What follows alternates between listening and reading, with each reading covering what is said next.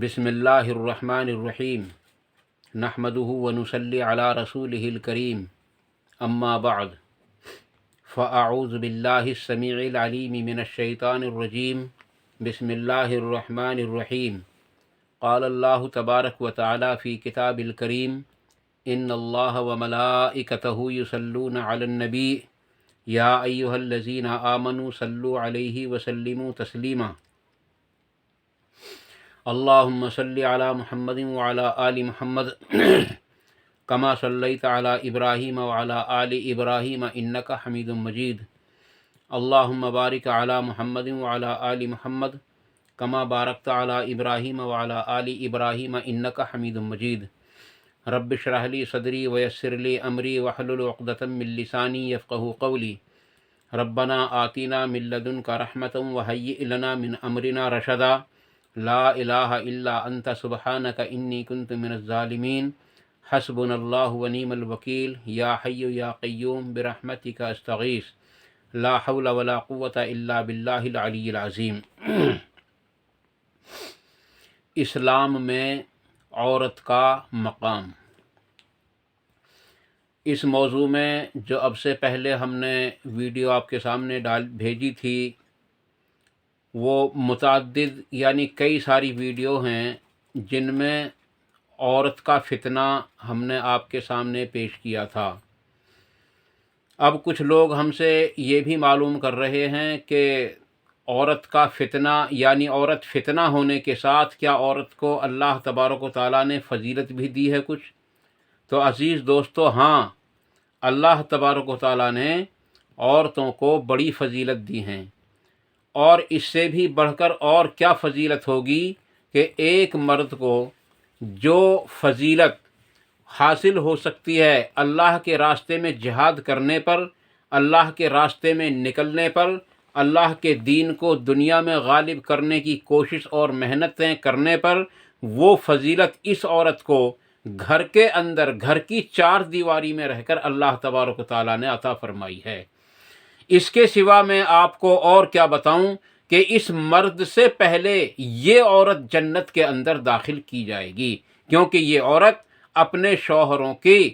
کا استقبال کرے گی۔ اور اس سے بھی بڑھ کر میں کیا بتاؤں عزیز دوستو کہ نبی اکرم صلی اللہ علیہ وسلم کی ازواج مطہرات، کئی ازواج مطہرات ایسی ہیں جیسا کہ حضرت خدیجۃ الکبریٰ رضی اللہ عنہ کے بارے میں آتا ہے کہ حضرت جبرائیل علیہ السلام کے ذریعے نبی اکرم صلی اللہ علیہ وسلم کو بیچ میں لے کر اللہ تبارک و تعالیٰ نے حضرت خدیجۃ الکبریٰ رضی اللہ عنہ کو اللہ نے اپنا سلام بھیجا، اور یہ صحیح بخاری و مسلم کے اندر بالکل متفق حدیث ہے، اور کئی ساری احادیث اس طرح کی ملتی ہیں۔ اسی طریقے سے حضرت عائشہ صدیقہ رضی اللہ تعالیٰ عنہا کو بھی اللہ تبارک و تعالیٰ نے سلام بھیجا، اور اللہ تبارک و تعالیٰ نے سورت نور کی جو چند آیات ہیں، تقریباً 10-11 آیات ہیں، وہ حضرت خدیجۃ الکبریٰ، وہ حضرت عائشہ صدیقہ رضی اللہ تعالیٰ عنہا کی شان میں نازل فرمائی ہیں۔ ان کی پاک دامنی کو یعنی ان کی پاک دامنی کو لوگوں کو بتلانے کے لیے اللہ تبارک تعالیٰ نے وہ آیات نازل فرمائیں۔ اور پھر مقام دیکھو حضرت عائشہ صدیقہ رضی اللہ تعالیٰ عنہا کا کہ جب الزام آیا حضرت یوسف علیہ السلام پر، ایک عورت نے یعنی زلیخا نے ایک الزام لگایا، حالانکہ قرآن کریم کے اندر اس عورت کا نام ذکر نہیں ہے، لیکن یہ کچھ روایات میں مل جاتا ہے ہم کو۔ پھر بھی جب اس عورت نے حضرت یوسف علیہ السلام پر الزام لگایا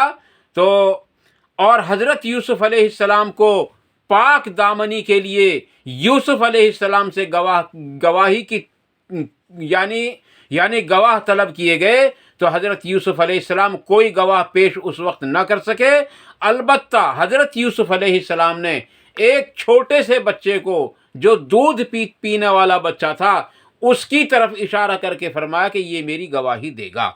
چنانچہ وہ بچہ بولا، اور بول کر اس نے بھی معمے کے اندر یعنی کہ صاف گوئی اس نے بھی نہیں کی، بلکہ ایک معمے کے ساتھ حضرت یوسف علیہ السلام کی صفائی پیش کرتے ہوئے کہا کہ اگر کرتا یوسف علیہ السلام کا آگے سے پھٹا ہے تو غلطی حضرت یوسف علیہ السلام کی ہے، اور اگر حضرت یوسف علیہ السلام کا کرتا پیچھے سے پھٹا ہے تو غلطی اس عورت کی ہے۔ اور اللہ تبارک و تعالیٰ قرآن کریم کے اندر ارشاد فرماتا ہے کہ یقیناً اگر ہماری واضح نشانیاں نہ ہوتیں تو یوسف بھی اس عورت کا قصد کر بیٹھتا۔ یہاں یہ بات بھی پتہ چل جاتی ہے کہ انبیاء کو اللہ تبارک و تعالیٰ محفوظ رکھتا ہے، اور انبیاء کو محفوظ کیوں نہ رکھے کہ وہ اللہ تبارک و تعالیٰ کی طرف سے ایک خاص پرسنلٹی ہوتی ہے اللہ تبارک و تعالیٰ کی طرف سے۔ البتہ ایک بات واضح رہے کہ نبیوں کو تو کوئی قتل بھی کر سکتا ہے، جیسا کہ قرآن کریم کے اندر متعدد مقامات پر اور متعدد الفاظ کے ساتھ کئی نبیوں کو بنی اسرائیل نے قتل کیا ہے، لیکن رسولوں کو کوئی قتل نہیں کر سکتا، اور نہ حضرت ابراہیم علیہ السلام کو کوئی قتل کر سکا، اگرچہ حضرت ابراہیم علیہ السلام کو نمرود نے آگ کے اندر ڈال دیا تھا، اور حضرت اسماعیل علیہ السلام کے گلے پر اگرچہ چھری بھی چلوا دی تھی، اور حضرت یوسف علیہ السلام کو اگرچہ کنویں میں اور جیل کے اندر بھی ڈلوا دیا تھا، لیکن عزیز دوستو حضرت ابراہیم علیہ السلام تو کیونکہ رسول تھے ان کو تو قتل نہیں کیا جا سکتا تھا۔ البتہ ان لوگوں کو تکلیف پہنچانے میں لوگوں نے کوئی کسر نہیں باقی چھوڑی تھی۔ تو یہ پتہ چلا کہ انبیاء علیہ السلام کو اللہ تبارک و تعالیٰ خود بخود محفوظ رکھتا ہے، اور اللہ نے یوسف علیہ السلام کے بارے میں صاف ارشاد فرمایا کہ اگر ہماری اس کے سامنے واضح نشانیاں نہ ہوتیں تو وہ بھی اس عورت کا قصد کر بیٹھتا۔ اور حضرت یوسف علیہ السلام نے بھی اسی کے بارے میں آپ نے فرمایا کہ مجھ کو میرے اللہ ہی نے اس عورت سے محفوظ رکھا تھا، ورنہ نفس میرے ساتھ بھی لگا ہوا ہے۔ اور اللہ تبارک و تعالیٰ نے ایسی واضح نشانیاں ان کے سامنے پیش کی عزیز دوستو کہ انہوں نے آسمان کی طرف دیکھا، چھت کی طرف دیکھا، زمین کی طرف دیکھا، دیواروں کی طرف دیکھا، دائیں بائیں دیکھا، تو اللہ تبارک تعالیٰ کی واضح نشانیاں دیکھیں اور پھر وہاں سے بھاگ نکلے۔ اب جو اصل مقصد ہے میں اس پر آتا ہوں عزیز دوستو، عورت کا مقام اسلام کے اندر۔ اللہ تبارک و تعالیٰ نے حضرت یوسف علیہ السلام کی گواہی ایک بچے سے دلوائی، اور جب حضرت عیسیٰ علیہ السلام پیدا ہوئے تو حضرت مریم علیہ السلام کی گواہی حضرت عیسیٰ علیہ السلام سے، اور یعنی چھوٹے بچے ہی سے دلوائی۔ اور جب حضرت عائشہ صدیقہ رضی اللہ تعالیٰ عنہا پر ایک تہمت آئی، ایک برائی کا دھبا آیا، یہودیوں یعنی کہ منافقین نے ان کی طرف، دیکھو اللہ تبارک و تعالیٰ کی طرف سے منافقین پر کتنی بڑی پھٹکار ہوتی ہے کہ انہوں نے انبیاء علیہ السلام کی بیویوں تک کو نہیں چھوڑا، یہاں تک کہ امام الانبیاء کی بیوی پر جو سب سے زیادہ جن سے پیار تھا ان کو بھی نہ چھوڑا اور ان پر بھی تہمت لگائی۔ اور جب تہمت لگائی تو حضرت محمد الرسول اللہ صلی اللہ علیہ وسلم بھی اس شک کے دائرے میں رہے، اور کئی صحابہ سے آپ نے مشورہ کیا کہ تمہارا عائشہ کے بارے میں کیا خیال ہے، تمہارا عائشہ کے بارے میں کیا خیال ہے۔ نہ اللہ تبارک و تعالیٰ کی طرف سے وحی نازل ہوتی ہے، اور نہ کہیں سے کوئی صاف بات ملتی ہے، اور بولنا چالنا دیکھنا بھالنا سب کچھ بند کر دیا تھا نبی اکرم صلی اللہ علیہ وسلم نے۔ یہاں یہ بات بھی واضح ہو جاتی ہے کہ نبی اکرم صلی اللہ علیہ وسلم کے پاس غیب کا علم نہیں تھا۔ اگر اللہ کے نبی صلی اللہ علیہ وسلم کے پاس غیب کا علم ہوتا تو آپ صاف طور پر کہہ دیتے کہ عائشہ بالکل بے داغ ہے، اور عائشہ پر تہمت لگانے کی کسی کو کوئی ضرورت نہیں۔ البتہ صحابہ کرام سے مشورے کرتے ہیں، کوئی صحابی عرض کرتے ہیں یا رسول اللہ وہ تو بہت سیدھی لڑکی ہے، وہ تو آٹا گوندتے گوندتے سو جاتی ہے، بکری آٹا کھا جاتی ہے، اس طرح کی باتیں بھی کی گئیں۔ اور اللہ کے نبی صلی اللہ علیہ وسلم کو اس طریقے سے بھی سمجھایا صحابہ کرام نے، یا رسول اللہ آپ یہ بتلائیے کہ یہ جو عائشہ کا انتخاب ہے یہ آپ نے خود کیا تھا یا اللہ تبارک و تعالیٰ نے کیا تھا آپ کے لیے؟ تو نبی اکرم صلی اللہ علیہ وسلم نے فرمایا کہ یہ انتخاب تو اللہ ہی کی طرف سے ہے۔ تو انہوں نے عرض کی، یا رسول اللہ تو آپ سے ہم یہ سوال کرتے ہیں کہ کیا اللہ تعالیٰ آپ کے لیے غلط انتخاب کرے گا؟ تو عزیز دوستو، نبی اکرم صلی اللہ علیہ وسلم کو کیونکہ وہ تہمت اتنی بڑی تھی اس پر بھی تسلی نہ ہوئی، یہاں تک کہ حضرت عائشہ کو پتہ ہی نہیں چل رہا تھا کہ نبی اکرم صلی اللہ علیہ وسلم میرے پاس کیوں نہیں آتے، مجھ سے بات کیوں نہیں کرتے۔ ایک روز خود ہی پوچھا، یا رسول اللہ اگر آپ اجازت دیں تو میں اپنے گھر چلی جاؤں، یعنی اپنے ماں باپ کے پاس چلی جاؤں؟ تو فوراً اجازت مل گئی۔ ایک بات یہ بھی واضح رہے کہ جس آدمی کو اپنی بیوی سے محبت ہوتی ہے وہ اس کو اس کے گھر جانے کی اجازت خوشی کے ساتھ کبھی بھی نہیں دیتا۔ عزیز دوستو، جب حضرت عائشہ صدیقہ رضی اللہ تعالیٰ عنہ کو ایک دم اجازت ملی تو ایک دم دھکا لگا کہ یہ کیا ہوا، مجھ کو تو کبھی اجازت ملی ہی نہیں تھی، آج اس طریقے سے کیسے اجازت مل گئی؟ لیکن ابھی تک کوئی پتہ نہیں کہ نبی اکرم صلی اللہ علیہ وسلم مجھ سے ناراض ہیں یا مجھ سے جو ہے ناخوش ہیں یا خوش ہیں، کوئی پتہ نہیں۔ آپ گھر سے نکلی ہیں، راستے میں جا رہی ہیں، جاتے جاتے آپ کا پیر پھسلا ہے اور ایک خاتون آپ کے ساتھ اور بھی ہیں، ان کے ذریعے سے وہ راز فاش ہوا، اور پھر جب آپ گھر پہنچی ہیں تو حضرت عائشہ صدیقہ رضی اللہ تعالیٰ عنہا نے اپنی والدہ کو سب سے پہلے جا کر کے جھنجھوڑا کہ تم نے مجھ کو بتائی کیوں نہیں یہ بات، جب تم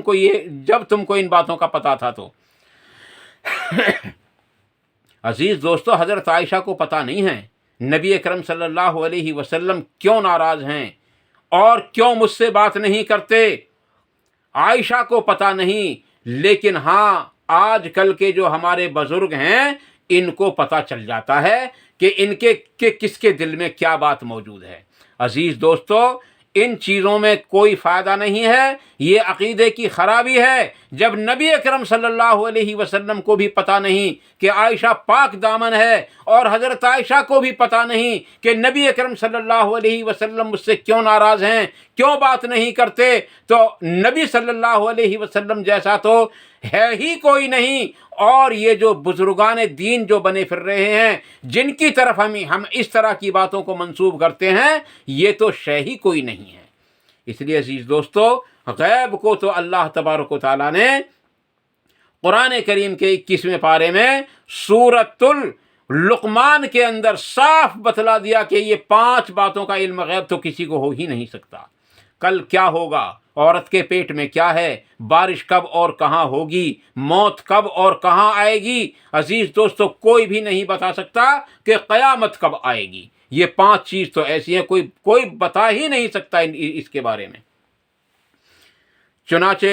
پھر آپ صلی اللہ علیہ وسلم کے گھر تشریف لائی ہیں حضرت عائشہ صدیقہ رضی اللہ تعالیٰ عنہ، اور نبی اکرم صلی اللہ علیہ وسلم بھی موجود ہیں، حضرت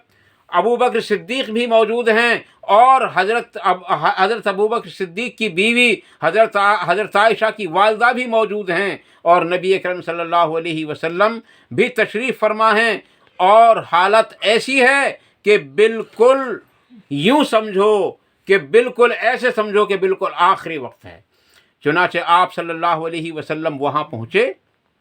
اور حضرت عائشہ کے بارے میں تصدیق کرنے لگے اپنے دوست ابو بکر صدیق سے، اور اپنے دوست کی بیوی حضرت رومان سے۔ یہ آپ کے ساس اور سسر بھی لگتے ہیں اور آپ کے دوست بھی ہیں۔ چنانچہ ابو بکر صدیق رضی اللہ تعالیٰ نے کیا فرمایا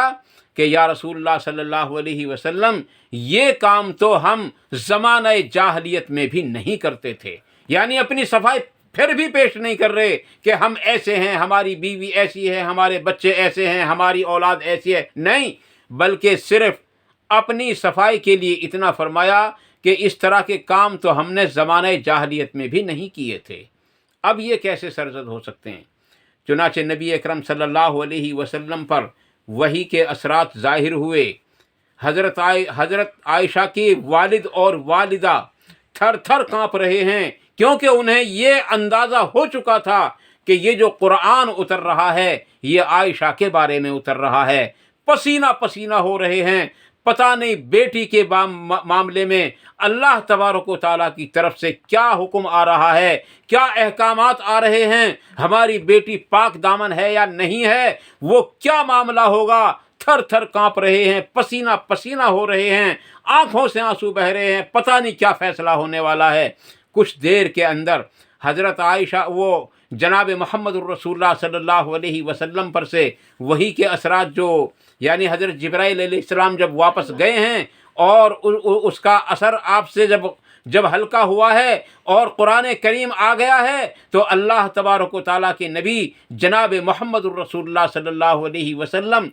ने वो कुरान की आयत सुनाई जिनमें अल्लाह तबारक व तआला ने हज़रत आयशा सिद्दीक़ा रज़ियल्लाहु तआला अन्हा की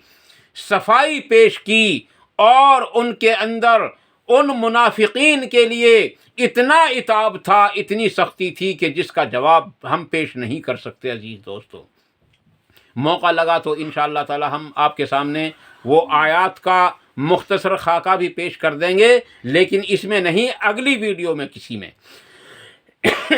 तो अजीज़ दोस्तों, असल बात यह है कि ये औरत अल्लाह तबारक व तआला के नज़दीक बड़ी शय है और अल्लाह तबारक व तआला ने इसके बारे में जो मर्द पर ज़िम्मेदारियां डाली हैं वो भी बहुत बड़ी बड़ी ज़िम्मेदारियां हैं। इनकी हिफाजत करना और इनको अच्छे तरीक़े से रखने का अल्लाह ने और उसके रसूल सल्लल्लाहु अलैहि वसल्लम ने हुक्म दिया और फरमाया कि औरत बेहतरीन मता है, इससे फ़ायदा उठाओ, इसको तोड़ मत डालो और इसका तोड़ना इसको तलाक दे देना है। अजीज़ दोस्तों, इससे पता ये चला कि इस औरत का मकाम बहुत ऊंचा है। और एक किताब के अंदर एक अजीब बात लिखी है जो बिल्कुल सच साबित होती है कि जब ये औरत सही होती है, जब ये औरत नेक होती है, तो इससे पैगंबर पैदा होते हैं। हज़रत शीस अलैहिस्सलाम, हज़रत इब्राहीम अलैहिस्सलाम, हज़रत इदरीस अलैहिस्सलाम और हज़रत नूह अलैहिस्सलाम और हज़रत इब्राहीम अलैहिस्सलाम, इस्माइल और इसहाक़ अलैहिस्सलाम और हज़रत याक़ूब अलैहिस्सलाम, यूसुफ़ अलैहिस्सलाम और हज़रत ईसा अलैहिस्सलाम, दाऊद अलैहिस्सलाम और जितने बड़े बड़े पैगंबर हैं, यहाँ तक के सैयदुल मुरसलीन, तमाम अंबिया के सरदार जनाब मोहम्मद रसूलुल्लाह सल्लल्लाहु अलैहि वसल्लम की माँ यही औरत बनती है। जब ये औरत नेक होती है, जब ये औरत अच्छी होती है, तो इन अंबिया को दूध पिलाने वाली भी यही औरत होती है, इनको जन्म देने वाली भी यही औरत होती है, इनकी माँ बनने वाली भी यही औरत होती है और इनकी बीवी बनने वाली भी यही औरत होती है और इनकी बेटी बनने वाली भी यही औरत होती है। अजीज़ दोस्तों, ये अजीब बात है। और दूसरी तरफ जब ये औरत के अंदर बुराई पैदा होती है, जब इसके अंदर बदकिरदारी आती है, तो फिर क्या होता है, इससे फिर नमरूद जैसे पैदा होते हैं, हामान जैसे पैदा होते हैं, उबई बिन खल्फ जैसे पैदा होते हैं, अबू जहल जैसे पैदा होते हैं, अबू लहब जैसे पैदा होते हैं और फ़िरौन जैसे पैदा होते हैं और सामरी जैसे पैदा होते हैं और इसी तरीके से दुनिया के अंदर जो जैसे बड़े बड़े यानी कि अल्लाह की ज़ात का इनकार करने वाले, अल्लाह के दीन को नुकसान पहुंचाने वाले फिर इसी औरत से पैदा हो जाते हैं। इसलिए अजीज़ दोस्तों, इस औरत को सही तरीके से रखने का अल्लाह तबारक व तआला ने हम सब के ज़िम्मे दिया है और हम सब को हुक्म दिया है कि हम इससे अच्छे तरीके से फ़ायदा उठाएं और इसको तोड़ न डालें। तो अजीज़ दोस्तों, अल्लाह तबारक व तआला ने औरत को बड़ा मकाम दिया है और फिर इस मर्द के लिए इसी औरत के ज़रिए से जो है जन्नत को सजाया है अल्लाह तबारक व तआला ने। और मैं औरत के बारे में क्या कुछ کیا کچھ کہوں. میں انشاءاللہ تعالیٰ اس کے بارے میں بہت ساری باتیں بتلا سکتا ہوں، لیکن ویڈیو لمبی ہونے کی وجہ سے میں ان تمام باتوں کو اسکپ کرتا جا رہا ہوں. عزیز دوستو، اللہ تبارک و تعالیٰ نے ایک ایک مرد کے لیے جنت کے اندر کم سے کم 70 حوروں کو رکھا ہے. یعنی اتنی ساری عورتوں سے جنت کو سجایا ہے اس ایمان والے کے لیے. تو اس عورت کا مقام کتنا اونچا ہوگا. لیکن جب یہ عورت بگڑ جاتی ہے تو اس کے بارے میں بھی میں نے مختصر کر کے بتا دیا. ابو جہل، ابو لہب، عتبہ، شیبہ اور فرعون، حامان، قارون، ابی بن خلف اور اسی طریقے سے جو ہے نمرود اور اسی طریقے سے بڑے بڑے جو کفار کو یعنی کہ اللہ اور اس کے رسول کا انکار کرنے والے ہیں اور ان کو نقصان پہنچانے والے ہیں، اسی عورت سے پیدا ہوتے ہیں. اور جب یہ نیک ہوتی ہے تو عزیز دوستو پھر یہ کس کی ماں بنتی ہے. یعنی کہ حضرت شیس علیہ السلام کی ماں یہی عورت بنتی ہے. ادریس علیہ السلام کی ماں یہی عورت بنتی ہے. نوح علیہ السلام کی ماں یہی عورت بنتی ہے. ابراہیم علیہ السلام کی ماں یہی عورت بنتی ہے. اور اسماعیل علیہ السلام کی ماں یہی عورت بنتی ہے. اسحاق کی ماں یہی عورت بنتی ہے. یعقوب کی ماں یہی عورت بنتی ہے. اور یوسف کی ماں یہی عورت بنتی ہے. یونس کی ماں یہی عورت بنتی ہے. اور جو ہے سلیمان کی ماں یہی عورت بنتی ہے. داؤد علیہ السلام کی ماں یہی عورت بنتی ہے. جرجیس کی ماں یہی عورت بنتی ہے. اور میں آپ کو کیا بتاؤں، عیسیٰ علیہ السلام کی ماں یہی عورت بنتی ہے. اور میں سب سے آخر انتہا کر دوں، جناب محمد الرسول اللہ صلی اللہ علیہ وسلم کی ماں یہی عورت بن جاتی ہے. تو اس لیے عزیز دوستو، عورت کا اللہ تبارک و تعالیٰ نے اسلام کے اندر بڑا مقام رکھا ہے، بشرطے کہ عورت ہو، عورت مرد نہ ہو. عزیز دوستو، مردوں کی طرح باہر گھومنے والی عورت نہ ہو. عورت کا مقام اس کا ہے، جیسا کہ نبی اکرم صلی اللہ علیہ وسلم نے فرمایا، ایک نماز کے بدلے 27 نمازوں کا یا 25 نمازوں کا ثواب آدمی کو مسجد میں جا کر ملتا ہے. اسی طریقے سے ایک عورت کو ایک نماز کے بدلے 27 نمازوں کا ثواب یا 25 نمازوں کا ثواب اس کے گھر کے اندر نماز پڑھنے سے ملتا ہے. عزیز دوستو، اور میں بتاؤں، جیسے کہ ایک آدمی اکیلے نماز پڑھنے سے بہتر ہے کہ 2 آدمی ہو تو جماعت کر لیں، اور 2 آدمیوں کی جماعت سے بہتر ہے کہ وہ 3 آدمی ہوں تو زیادہ ثواب ملے گا، اور 3 سے بہتر ہے 4 ہوں، اور 4 سے بہتر ہے 5 ہوں. اسی طریقے سے اللہ تبارک و تعالیٰ نے عورت کی نماز کے بارے میں فرمایا، اپنے گھر کے صحن میں پڑھے گی نماز اگر کوئی عورت، اس سے بہتر ہے کہ وہ اپنے برآمدے میں پڑھے. اور جو عورت برآمدے میں نماز پڑھ رہی ہو اس کے لیے برآمدے سے زیادہ بہتر ہے کہ وہ اپنے کسی کمرے کے اندر نماز پڑھے. اور کمرے کے اندر بھی نماز پڑھنے سے بہتر ہے کہ وہ کسی کمرے کے ایک کونے میں جا کر کے نماز پڑھے. اس لیے عزیز دوستو، عورت کو مقام وہی مل جاتا ہے گھر کے اندر جس مقام کے لیے مرد کو باہر دوڑایا ہے اللہ تبارک و تعالیٰ نے. چند عورتوں نے یا کسی ایک عورت نے اللہ کے نبی صلی اللہ علیہ وسلم سے پوچھا، یا رسول اللہ صلی اللہ علیہ وسلم، مرد تو باہر نکل کر دین کا کام کرتے ہیں، تبلیغ کرتے ہیں اور اللہ کے راستے میں جہاد کرتے ہیں، اللہ کے دین کو غالب کرنے کے لیے جد و جہد کرتے ہیں، کوششیں کرتے ہیں، محنتیں کرتے ہیں، اور عورتوں کے لیے بھی کچھ ہے، کیا وہ گھر میں ہی یوں ہی رہیں؟ تو آپ صلی اللہ علیہ وسلم نے فرمایا،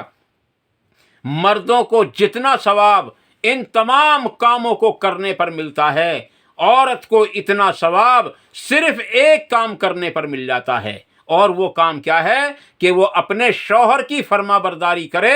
شریعت اسلامیہ کے حدود کے اندر. اس لیے عزیز دوستو، عورت کا بڑا مقام ہے. اگر عورت اپنے مقام کو سمجھے اور بازاروں میں نہ گھومیں اور باہر بلا ضرورت نہ نکلے۔ عزیز دوستو، تو اس کا بڑا مقام ہے۔ اللہ تعالیٰ سے دعا ہے کہ وہ ہم سب کو ان مختصر سی باتوں پر عمل کرنے کی توفیق عطا فرمائے۔ اگر کوئی جذبات میں بات غلط نکل گئی ہو تو اللہ تعالیٰ اسے ہم سب سے معاف فرمائے، اور حق باتوں کو ہمارے دلوں کے اندر راسخ فرمائے، ان پر عمل کرنا آسان فرمائے، ان پر عمل کرنے کی توفیق عطا فرمائے، اور ان پر عمل کرنے کے موقع بھی ہم سب کو عطا فرمائے۔ اور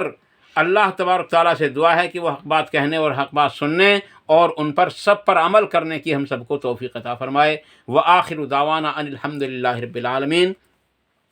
سبحان ربک رب العزت عما یصفون وسلام علی المرسلین والحمد للہ رب العالمین